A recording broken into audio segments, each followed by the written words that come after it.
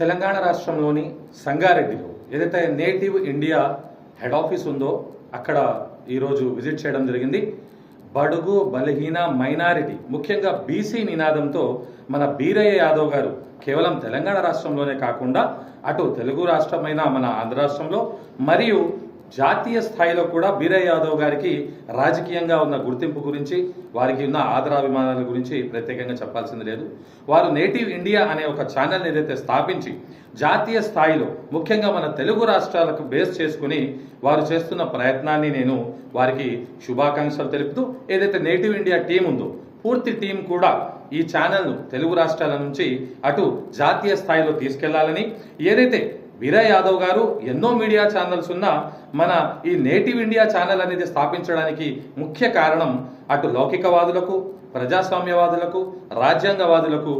ఏదైతే సామాజిక, సాంస్కృతిక మరియు రాజకీయ అంశాలపై కులంకుశంగా చర్చిస్తూ యువతరానికి ఒక గళం ఏదైతే భావితరాల భవిష్యత్తు రూపాంతరం చెందే విధంగా వారందరికీ కూడా దశ దిశ చేయడానికి ఈ నేటివ్ ఇండియా ఫోరం చేస్తున్న ఈ ఛానల్ వారి టీం అందరికి కూడా నేను శుభాకాంక్షలు తెలుపుతూ వారందరికీ కూడా అభినందనలు తెలుపుతూ ఈ ఛానల్ దినదిన అభివృద్ధి చెందుతూ ఈ ఛానల్ ద్వారా మన తెలంగాణ రాష్ట్రంలో తెలుగు రాష్ట్రాల్లో ఏదైతే మార్పు కోరుకుంటున్నామో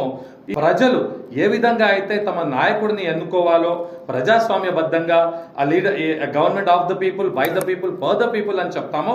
ఆ విధంగా ఈ నేటివ్ ఇండియా కూడా ప్రజా గొంతుగా వినిపిస్తూ అటు కరప్షన్ పై, మిస్ మేనేజ్మెంట్ పై మరియు ఏ విధంగా అయితే ఇప్పుడు ప్రస్తుతం యుద్ధాలు జరుగుతున్నాయి, ఈ 2014 తర్వాత పరిస్థితులు ఒక పార్టీ ఏ విధంగా అయితే కేంద్రంలో మరియు రాష్ట్రాలలో వారు సాగిస్తున్న పాలన వల్ల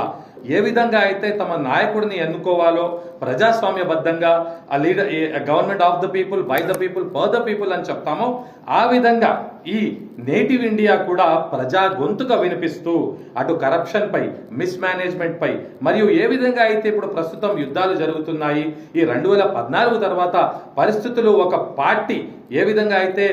కేంద్రంలో మరియు రాష్ట్రాలలో వారు సాగిస్తున్న పాలన వల్ల బడుగు బలహీన వర్గాలు అణిచివేతకు గురవుతున్నాయి, మైనారిటీలకు కూడా న్యాయం జరగట్లేదు అనే అంశాలు ఉన్నాయో వాటన్నిటిని కూడా చూపిస్తూ ఒక భారతీయ నినాదం దాన్ని లౌకికవాదంతో ముడిపడే విధంగా చూపిస్తూ ప్రజాస్వామ్యబద్ధంగా దీన్ని సక్సెస్ చేస్తూ తీసుకెళ్లాలని మన బీరయ్య యాదవ్ గారికి, పూర్తి నేటివ్ ఇండియా టీంకి కృతజ్ఞతలు తెలుపుతున్నాను.